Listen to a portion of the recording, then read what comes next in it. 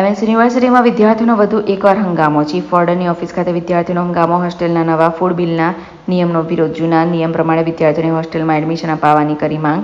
વિદ્યાર્થીઓને ફરજિયાતપણે હોસ્ટેલમાં એડમિશન માટે ₹24,000 ચૂકવવા પડશે.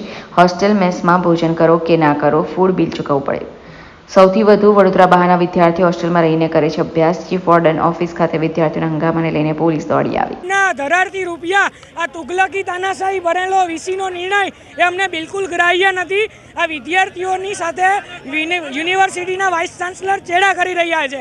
અમને એવું લાગે છે વીસી સાહેબનું કમિશન સેટ છે કે જેમને ટેન્ડર દેવું છે એમની આ કમિશનનું સેટિંગ કરી અને આ પ્રકારનો નિર્ણય લીધો છે.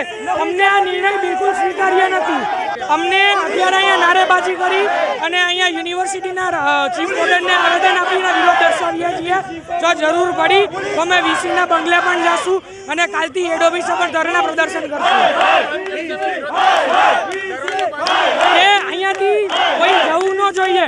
યુનિવર્સિટીનો સ્ટાફ છે એમના ઘરે ન જઈ શકે અને વિદ્યાર્થીઓ પ્રત્યે ચિંતા કરી અને એમની વાત સાંભળે. જે વાત કરીએ તો મહારાજા સયાજી રાવે યુનિવર્સિટી છે વિદ્યાર્થીઓ માટે બનાવેલી હતી અને જે બહારના વિદ્યાર્થીઓ છે એ રહી શકે એ માટે થઈને હોસ્ટેલનું પણ નિર્માણ કરવામાં આવ્યું હતું. આ હોસ્ટેલ એ વિદ્યાર્થીઓ માટે નિર્માણ કરવામાં આવી હતી કે જે ભણવામાં સારા હોય ને આર્થિક પરિસ્થિતિ એમની સારી ના હોય.